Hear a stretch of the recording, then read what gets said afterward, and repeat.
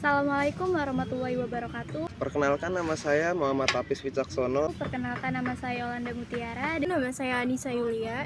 Nama saya Antika Nilam Cahaya. Dengan NPM 19411177 Dengan NPM 224111055. NPM 22411047. Dengan NPM 224111210. Saya di sini akan membahas tentang materi kita, yaitu konsep dasar-dasar pemasaran. Yang pertama itu ada pemasaran. Pemasaran adalah suatu aktivitas dalam menyampaikan barang atau jasa kepada para konsumen, di mana kegiatan tersebut dapat memenuhi kebutuhan dan kepuasan konsumen. Pemasaran dimulai dengan pemenuhan kebutuhan manusia yang kemudian bertumbuh menjadi keinginan manusia. Proses dalam pemenuhan kebutuhan dan keinginan manusia inilah yang menjadi konsep pemasaran. Mulai dari pemenuhan produk dan mempromosikan barang, seseorang yang bekerja di bidang pemasaran disebut pemasar. Pemasar ini sebaiknya memiliki pengetahuan dalam konsep dan prinsip pemasaran agar kegiatan pemasaran dapat tercapai sesuai dengan kebutuhan dan keinginan manusia, terutama pihak konsumen yang dituju. Terus ada manajemen pemasaran. Manajemen pemasaran adalah proses analisis, perencanaan, implementasi, serta pengendalian atas program-program yang didesain untuk menciptakan, membangun, dan menjaga pertukaran yang menguntungkan dengan pembeli sasaran untuk mencapai tujuan-tujuan organisasi atau tujuan perusahaan. Manajemen pemasaran bertugas untuk memasarkan produk perusahaan sehingga tercapai tingkat keuntungan jangka panjang perusahaan dan menjamin kelangsungan hidup serta pembangunan perusahaan. Terus ada pengertian konsep dasar pemasaran. Konsep dasar pemasaran adalah konsep yang digunakan untuk memaksimalkan keuntungan dengan cara memenuhi kebutuhan konsumen, meningkatkan penjualan, dan mengalahkan kompetitor. Konsep pemasaran berfokus pada pemahaman terhadap kebutuhan konsumen untuk menciptakan hubungan yang menguntungkan dengan perusahaan. Di sini saya akan melanjutkan materi mengenai tujuan konsep pemasaran. Yang pertama yaitu untuk membangun hubungan yang menguntungkan antara penjual dengan pembeli yang menjadi targetnya. Selanjutnya, memberi kepuasan kepada konsumen. Dengan adanya tujuan memberi kepuasan ini, maka kegiatan marketing meliputi berbagai lembaga produsen.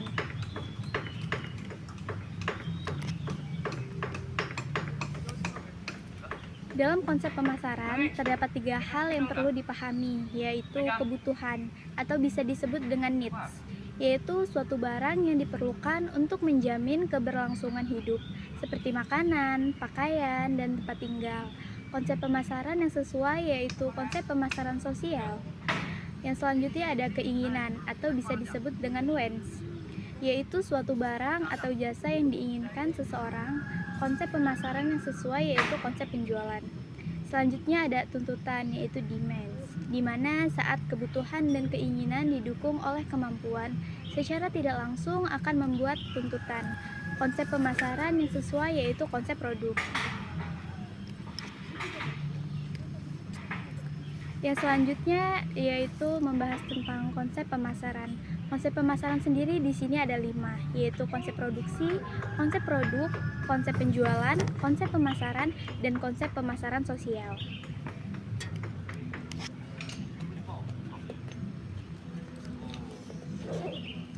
Konsep produksi sendiri merupakan konsep yang berfokus pada efisiensi proses produksi yang memenuhi ekspektasi konsumen.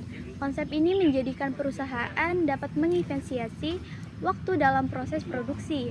Dalam konsep ini, perusahaan wajib memastikan stok produk terjamin, sehingga tidak terjadi kelangkaan dan angka penjualan akan semakin meningkat. Di sini saya akan melanjutkan presentasi mengenai kelebihan dan juga kekurangan konsep produksi. Kelebihannya yaitu yang pertama ada produksi massal dapat menekan harga pokok dan menguntungkan konsumen.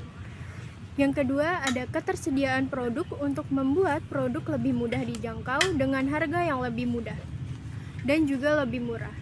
Yang ketiga, ada ketersediaan produk untuk membuat hubungan dengan pemasok menjadi lebih erat. Terdapat kekurangannya juga, yaitu konsep produksi lebih fokus pada efisiensi produk sendiri dan sering sekali mengorbankan kualitas produk. Yang kedua, yaitu kekurangannya adalah kebutuhan konsumen menjadi kepentingan sekunder, sebab dalam konsep produksi, produsen tidak menargetkan segmen tertentu. Yang ketiga, yaitu cenderung tidak relevan dengan kondisi pasar pada saat ini karena produk yang diproduksi adalah secara massal. Selanjutnya, yaitu ada konsep produksinya. Konsep produksinya sendiri didasari pada keinginan konsumen untuk memiliki produk yang berkualitas yang dapat berfungsi dengan baik. Oleh sebab itu, sebagian besar konsumen akan mencari alternatif yang mempunyai produk alternatif dan juga produk inovatif yang tersedia di pasar. Dengan demikian, perusahaan perlu melakukan strategi pemasaran yang berfokus untuk peningkatan dan inovasi produk secara terus-menerus. Selanjutnya ada kelebihan dan kekurangan konsep produk, yaitu kelebihannya untuk menjadi produk yang prioritas yang bisa mendatangkan keuntungan. Yang kedua yaitu konsep produk dapat berfokus pada usaha untuk memenuhi kebutuhan konsumen dan membangun rasa ingin tahu konsumen. Yang ketiga yaitu konsep produk dapat menciptakan profit margin yang tinggi dengan menawarkan produk dengan harga yang relatif lebih mahal dan juga dengan kualitas yang sebanding. Kekurangannya yaitu yang pertama, tidak dapat menjangkau konsumen yang lebih untuk memilih produk dengan standar harga yang lebih rendah. Dan yang kedua, tidak memperhatikan kepentingan konsumen. Selanjutnya yaitu saya akan membahas tentang konsep penjualan. Konsep penjualan sendiri atau yang disebut selling adalah usaha perusahaan dalam mengembangkan suatu produk tanpa mempertimbangkan kebutuhan konsumen. Oleh sebab itu, konsep ini tidak memberikan keuntungan dalam jangka waktu yang panjang.